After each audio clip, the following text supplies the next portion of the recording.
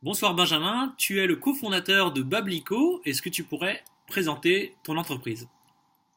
Oui, alors Babelico, en fait, c'est une toute petite structure, une conserverie artisanale qui est basée à Guipava, donc qui touche Brest, et que j'ai monté avec Éléonore, qui est mon épouse, qu'on a monté en début 2016, avec un démarrage de la production en mai 2016. Donc on a à peu près un an et demi maintenant, Mhm. et donc on fait de la conserve uniquement de légumes, et de légumes plus que bretons, en fait, ils viennent même du Nord Finistère. C'est vraiment tout au nord, avec une partie, on va dire pour les plus éloignés de Brest, ils viennent de Pleyber-Christ. Voilà, c'est un peu le grand max là où on va chercher nos légumes, puisqu'on a largement de quoi faire. Alors, pour la petite histoire, pourquoi on a monté Babelico. L'idée à la base, c'était de pouvoir offrir des débouchés supplémentaires à des petits maraîchers bio. Nous, c'est Mhm. avec ces personnes-là qu'on travaille. Offrir des débouchés supplémentaires, pourquoi? C'était pour leurs excédents de production. L'idée, c'est de faire une conserverie qui soit un peu zéro déchet, anti-gaspillage, comme on veut l'appeler, mais ce sont ces produits-là qu'on travaille. Donc les maraîchers avec qui on travaille sont des partenaires, nous passent un coup de fil pour nous dire, c'était le cas cette semaine encore, j'ai 150 kilos de potimarron qui vont se perdre parce qu'ils commencent à être un petit peu piqués, etc. Donc ils peuvent plus les valoriser autrement. Donc nous, on leur achète ces produits-là à un coût un petit peu moins élevé que si on les achetait directement et qu'ils étaient très beaux. Et on les transforme donc en recettes diverses et variées. Voilà, donc on a des tartinables de légumes, on a des sauces, des condiments, des soupes, des petits pots bébés, enfin voilà, tout un tas de recettes avec ces légumes vraiment du coin. D'accord, et comment Voilà. t'es venue l'idée? Pourquoi tu t'es lancé vers cette idée? Alors pourquoi on a lancé ça? En fait, moi je travaillais déjà avec une petite dizaine de maraîchers bio sur Brest. J'avais participé au développement d'une AMAP en fait sur Brest, Mhm. et c'est les producteurs en fait qui sont venus nous voir pour nous dire on a un besoin de valoriser nos surplus. Les producteurs plus gros entre guillemets, ceux du Léon, les légumiers là notamment, vont avoir des structures coopératives, vont avoir des débouchés en fait pour ces produits en surproduction. Mais les tout petits, eux, n'ont vraiment pas de débouché, quoi.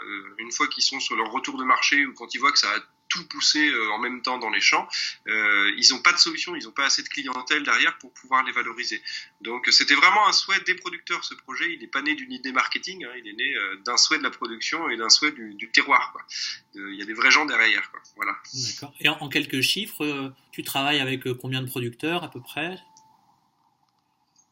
Alors on est à peu près avec une douzaine de producteurs, on va Mhm. dire qu'on travaille avec allez, 5-6 producteurs très régulièrement, et puis une douzaine, 12, 15 après, parce qu'il y a des producteurs qui vont vraiment faire appel à nous de manière très très sporadique, et tant mieux pour eux, c'est qu'ils arrivent à valoriser, qu'ils n'ont pas de surplus de production, hein. Mhm. Nous, le jour où on n'aura plus de travail, c'est que tout se passera très bien, que tout le monde aura réussi à ce qu'il n'y ait pas de surplus. Malgré tout, on sait qu'il y en aura toujours, hein. Nous, on connaît bien la production à la base, c'est pour ça qu'on a monté ça.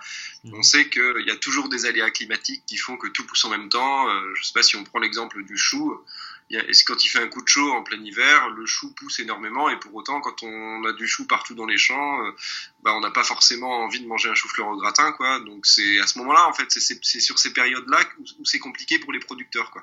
Il y a énormément de produits et les clients sont pas prêts à acheter derrière, donc bah, on vient un petit peu en soupape, quoi, de notre côté. Alors à notre petit niveau, hein, parce que je vous dis, on est une toute petite structure. Ouais, mais c'est très bien. Et d'ailleurs, si on veut entrer en contact avec vous, si on veut en savoir plus, on fait comment? Alors, il y a plein de possibilités. On peut passer un coup de fil déjà. Voilà, on a nos coordonnées sur notre site internet. Il y a un site, on a un blog sur lequel on essaie de donner des idées de recettes, alors comment manger nos produits, mais pas que, hein. Mhm. Il y a plein de petites choses. Là, on est en train de sortir un article là sur les épluchures, comment utiliser ces épluchures de légumes notamment. On a un Facebook qui est assez actif, sur lequel du coup on essaye de mettre aussi pas mal d'infos. Alors Benjamin, tu as aussi une nouveauté à nous montrer. Qu'est-ce que c'est et comment tu l'as fabriqué? Alors là, alors ça c'est la nouveauté, on vient juste de le sortir et on est trop bon. C'est un curry d'oignon. Alors nous, entre nous, on l'appelle plutôt turri d'oignon parce que c'est trop bon. Donc c'est un condiment qu'on met comme une moutarde en fait, qui est très bien pour accompagner du riz. Donc on a fait ça avec des oignons et on fait une pâte de curry en fait avec du gingembre frais et puis plein d'épices qu'on va venir hacher, mixer. Et donc ça c'est fait avec des oignons donc qui viennent de chez Alan Thomain qui est à La Roche-Maurice, donc c'est pas bien loin. Et en fait, il a des oignons et qui cette année sont en train de s'abîmer un petit peu au niveau du collet, donc en haut de l'oignon. C'est tout à fait mangeable, mais pour les clients, ça se valorise plus. Donc là, on sait qu'il a 10 tonnes d'oignons, donc il va falloir qu'on bosse. Et voilà, donc on a adapté, c'est vraiment le cas où le producteur nous dit j'ai beaucoup d'oignons, et donc on doit trouver une recette en fonction pour pouvoir répondre à son besoin. Donc voilà, c'est de là qu'est née cette recette-là, quoi.